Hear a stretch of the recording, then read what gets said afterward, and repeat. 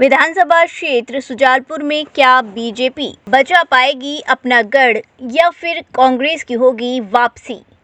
सुजालपुर विधानसभा के अकोदिया में लोगों ने क्या कुछ कहा, देखिए हमारी खास रिपोर्ट। शाजापुर जिले की तीनों विधानसभा में खास विधानसभा सुजालपुर को माना जाता है। कभी कांग्रेस का गढ़ सुजालपुर विधानसभा में आज भाजपा ने 20 वर्ष का कार्यकाल पूरा किया है और अब एक बार फिर कांग्रेस और भाजपा ने अपने पुराने प्रत्याशियों पर भरोसा जताया है। क्या रहेगा आने वाले चुनाव में सुजालपुर विधानसभा का राजनीतिक गणित और कौन करेगा फतह हासिल? पूरी खबर देखें हमारे साथ। सुजालपुर विधानसभा के लोगों ने क्या कुछ कहा, आप भी सुनिए। नमस्कार साथियों, आज हमारी टीम पहुंची है शाजापुर जिले की सुजालपुर विधानसभा में। सुजालपुर विधानसभा एक खास विधानसभा मानी जाती है और हमारे साथ में यहाँ पर नगर के कुछ युवा जुड़े हुए हैं। तो क्या क्षेत्र में किस तरीके की लहर और क्या देखने को मिल रहा है? क्या भारतीय जनता पार्टी अपना गढ़ बचा पाएगी या कांग्रेस इस पर फिर फतह हासिल कर पाएगी? हमारे सामने कुछ मौजूद है युवा, हमसे चर्चा करते हैं क्या किस तरीके की लहर देखने को मिल रही है और क्या भारतीय जनता पार्टी या फिर कांग्रेस क्या रहेगा? भारतीय जनता पार्टी पूर्ण बहुमत से प्रदेश में वापस अपनी सरकार बना रही है और यहाँ पर हम विकास के मुद्दे पर पहले भी चुनाव लड़े थे।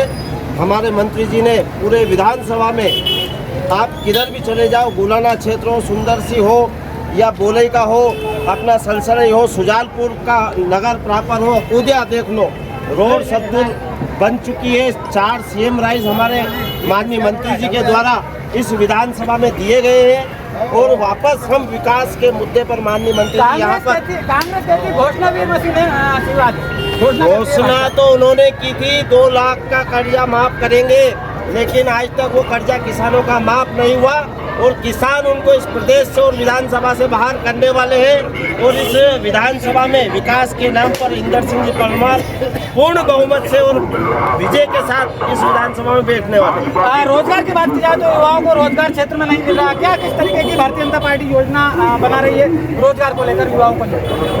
देखिए, कांग्रेस ने एक सबसे बड़ा जो भ्रम फैला रखा है रोजगार के नाम। रोजगार का मतलब क्या होता है, मैं आपसे पूछना चाहता हूँ। रोजगार का मतलब क्या सिर्फ नौकरी होती है?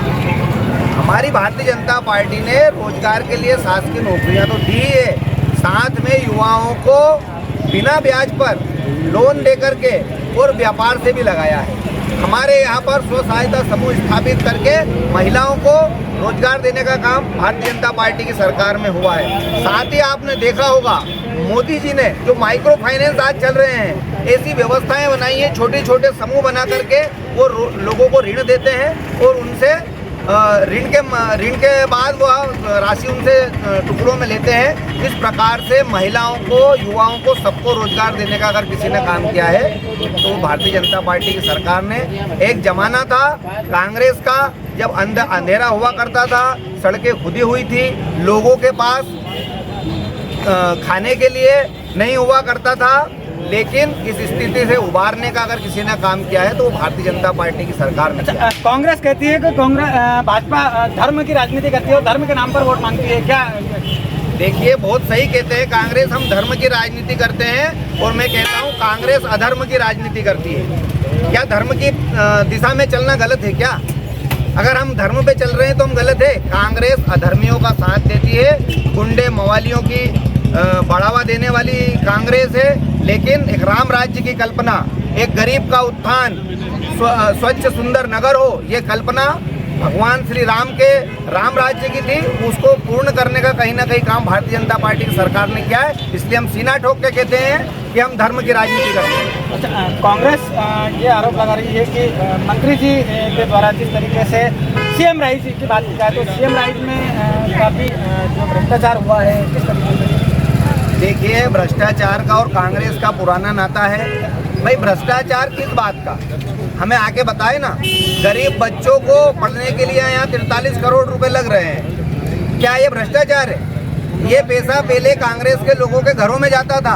कांग्रेस के अमीर नेता जो पटेल लोग होते थे, उनके बच्चों को पढ़ाने विदेश भेजते थे, ये पैसा उसमें जाता था। लेकिन हमारे शिक्षा मंत्री महोदय ने सबसे पहले आकर के शिक्षा पर ध्यान दिया, उसके बुनियादी ढांचे को सुधारने की कोशिश की और एक बहुत बड़ा परिवर्तन मध्य प्रदेश के अंदर शिक्षा में आया है। उसका एक उदाहरण है कि सुजालपुर विधानसभा के अंदर सीएम राइज मध्य प्रदेश का पहला खुला है।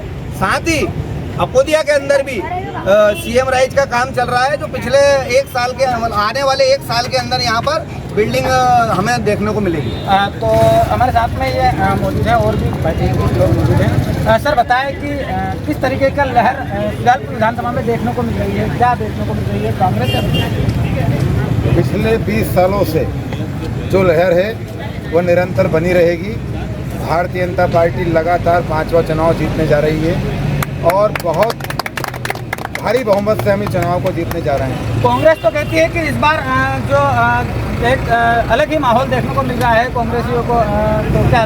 बिल्कुल सही कह रहे हैं, वो बहुत अलग माहौल देखने को मिल रहा है। पहले ये हर चीज़ 10,000 वोटों के अंदर होती थी, अब हमारी जीत 25,000 से अधिक वोटों से होगी। वाकई बहुत अलग माहौल देखने को मिल रहा है। कहीं ना कहीं देखा जाए तो कांग्रेस जो है वो बिखरी हुई थी और इस बार पूरे एक जगह बैठकर चुनाव लड़ रही है, तो क्या इसमें कांग्रेस फतह हासिल कर पाई? देखिए, ये बहुत बड़ी गलतफहमी है कि कहीं ना कहीं पहले कांग्रेस बिखरी थी या अब एकजुट है। ऐसा कुछ भी नहीं है। कांग्रेस पहले भी कबीलों की पार्टी थी।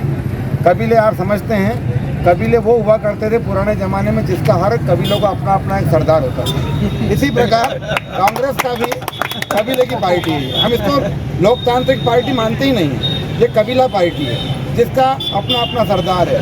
मैं सुजालपुर विधानसभा के परिप्रेक्ष्य में अगर नाम लूँ तो नाम लेना उचित नहीं होगा, लेकिन फलाने भैया, फलाने दादा, फलाने हजूर, फलाने दरबार, इन सब की अलग अलग ये कबीला पार्टी है। लोकतांत्रिक पार्टी अगर कोई भारत में है तो वो सिर्फ भारतीय जनता पार्टी है, जिसका एक साधारण सा कार्यकर्ता भी देश के पार्षद से लेकर प्रधानमंत्री पद तक पहुँचा। कांग्रेस कहती है कि कांग्रेस का एक मेन वचन पत्र है, उसमें 5 मुख्य मुद्दों को लेकर चुनाव मैदान में है, और भारतीय जनता पार्टी किन मुद्दों को लेकर चुनाव मैदान में?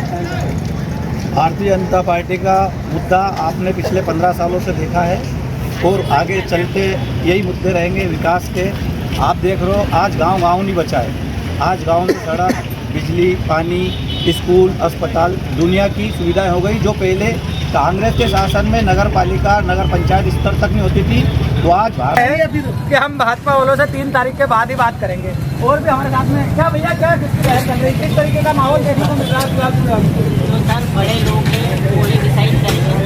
फिर भी क्या लग रहा है, भारतीय जनता पार्टी या कांग्रेस, क्या लग रहा है? बराबरी टक्कर चल रही है। दोनों की बराबर टक्कर चल रही है। तो हमारे सलमान से पूछो, ही बताएगा भाई, बताए क्या लग रहा है इस बार, दादा बताएं क्या लग रहा है इस बार की जो भारतीय जनता पार्टी या फिर कांग्रेस जो दोनों ही मैदान में उतरी हुई है, तो क्या लग रहा है इस बार की किस तरीके से विधानसभा में इस बार कौन विधायक? देखिए, हर बार जब भी चुनाव का माहौल होता है, कांग्रेस के पास ऐसे उम्मीदवार होते हैं जो आर्थिक रूप से बहुत मजबूत होते हैं और येन केन व्यवस्थाओं से पैसा कमा के और चुनावी व्यवस्थाओं में वो लगाते हैं। तो आज के समय में जो कांग्रेस के उम्मीदवार हैं, उनने जितने ताम झाम के साथ में इस चुनावी मैदान में उतरे हैं, इससे कोई मतदाता प्रभावित नहीं होता है। मतदाता पिछले 20 साल का कार्यकाल अगर भारतीय जनता पार्टी का, शिवराज सिंह चौहान का कार्यकाल अगर जो है मतदाताओं ने देखा है, तो जितना सुखद अनुभव जो है इस देश के, प्रदेश के नागरिकों ने जो है अपने सुखद अनुभव किया है। मैं नहीं समझता हूं कि 15 महीने की कांग्रेस की सरकार के दौरान जो अव्यवस्थाएं पूरे प्रदेश के सामने जो है देखने को मिली, किसानों का कर्जा माफ़ करेंगे, बेरोजगारों को बेरोजगारी भत्ता देंगे, ऐसी अन्य घोषणाएं उन लोगों ने की थी। एक बार फिर इस चुनाव में बहुत सारे वचन पत्र, एक नया नाम लेकर के आए, वो वचन पत्र। मैं कहता हूं, जब पिछले बार के चुनावी घोषणा पत्र को आप पूरा नहीं कर पाए और इस कारण से तुम्हारी सरकार गिर गई, तो ये नया वचन पत्र लेकर के आके आप पब्लिक के बीच में क्या संदेश देना चाहते हैं? कांग्रेस कहती है कि हमने किसानों का कर्ज माफ किया है, और यही आपके भारतीय जनता पार्टी के जो मंत्री हैं कमल पटेल जी, कृषि मंत्री हैं, उन्होंने माना भी है कि कुछ किसानों का कर्ज माफ हुआ है। कांग्रेस ने सिर्फ कांग्रेस से जुड़े हुए जो किसान थे उनके कर्जे माफ किए हैं। अगर कांग्रेस ने कर्जा माफ किया होता तो ये सरकार नहीं होती। ज्योतिरादित्य सिंधिया को सरकार छोड़कर भारतीय जनता पार्टी के साथ ले आना पड़ता। पूरे प्रदेश में जिस समय ज्योतिरादित्य सिंधिया ने सरकार छोड़ी, कांग्रेस को छोड़ा, कांग्रेस से इस्तीफा देके भारतीय जनता पार्टी में शामिल हुआ। पूरे प्रदेश ही नहीं, पूरे देश के लोगों को ये पता है कि क्यों कांग्रेस पार्टी को सिंधिया जी ने छोड़ा। मेन मुद्दा यही था कि जो वादे लोगों से किए थे, किसानों से कर्जा माफ करने के जो है वादे किए थे, वो वादे वो पूरे नहीं कर पाए। इस कारण से सिंधिया जी को सरकार छोड़कर भारतीय जनता पार्टी के साथ आना पड़ा। तो पिछले करीब 3.5 वर्षों से भारतीय जनता पार्टी की सरकार पुनः इस प्रदेश में स्थापित हुई और फिर से व्यवस्थित रूप से सरकार चल रही है और आने वाले समय में भी। और मैं तो ये कहता हूँ कि पिछली बार जो 109 या 8 सीट भारतीय जनता पार्टी को मिली थी, उससे करीब 30 से 35 सीट बढ़ के यानी लगभग 150 के लगभग भारतीय जनता पार्टी की सीटें जो है प्रदेश में आएगी और प्रचंड बहुमत से माननीय नरेंद्र मोदी जी के नेतृत्व में एक बार फिर भारतीय जनता पार्टी की मध्य प्रदेश में सरकार बनेगी। और ये सारे मतदाताओं के मन में आज भले ही लोग कह नहीं पा रहे हैं, लेकिन मैं समझता हूँ मतदाता इस चीज़ को बहुत अच्छी तरह आज का ही मैं एक उदाहरण देना चाहता हूँ आपको कि सनातन धर्म की बात भारतीय जनता पार्टी कर रही थी। कांग्रेस के लोग भी मंदिर घूमने लगे, मंदिर जाने लगे। लेकिन एक जो वीडियो मैंने अभी देखा है कि कांग्रेस के एक बड़े नेता ने, आज कुछ लोगों ने, भारतीय जनता पार्टी के कार्यकर्ताओं ने सुजालपुर में कांग्रेस की सदस्यता ग्रहण की, लेकिन वहाँ एक बहुत बड़े कांग्रेस के नेता ने अंत में अपने भाषण या अपने उद्बोधन के बाद में जिन शब्दों का उपयोग किया वो बहुत शर्मसार है। आप सनातन धर्म की बात करते हैं और आप अंत में जब उद्बोधन के बाद में जिनको आप वीडियो आप देखें, और भी लोगों ने देखा होगा, बहुत शर्मसार करने वाला जो है शब्द है वो। ऐसा नहीं क्या सिर्फ जो है अलविदा इन शब्दों का उपयोग किया जाना उचित था क्या? लेकिन ये बहुत तकलीफ का विषय है। ये वीडियो वायरल भी हो रहा है और लोग इसकी बहुत भर्त्सना भी कर रहा है कि इस प्रकार के कांग्रेस के बड़े नेता को ऐसा गया और उद्बोधन के अंत में जो है इस प्रकार की बातें नहीं कर। तो क्या सुजालपुर में एक बार फिर कमल खिलेगा? सुजालपुर में कमल नहीं खिलेगा, पूरे मध्य प्रदेश में कमल खिलेगा। सुजालपुर में तो पुनः भारतीय जनता पार्टी के उम्मीदवार माननीय इंद्रजीत परमार चुनाव जीतेंगे। पिछली बार 5000 कुछ वोटों से जीते थे। इस बार हमारे भाई लोग बता रहे हैं मतदाताओं का जो रुझान है उस हिसाब से कम 15 से 20 हज़ार वोटों से भारतीय जनता पार्टी के उम्मीदवार इंद्रजीत परमार। तो ये थे हमारे साथ में अकोला नगर की कुछ जनता, इनके द्वारा बताया गया है कि विकास के नाम पर भारतीय जनता पार्टी अपने चुनाव मैदान में है और कई विकास भारतीय जनता पार्टी के द्वारा क्षेत्र में किया है। और इस बार फिर एक बार फिर इंदर सिंह परमार भारतीय जनता पार्टी के प्रत्याशी प्रचंड बहुमत से विजय प्राप्त होंगे, ये कहना है अकोला नगर के कुछ लोगों का।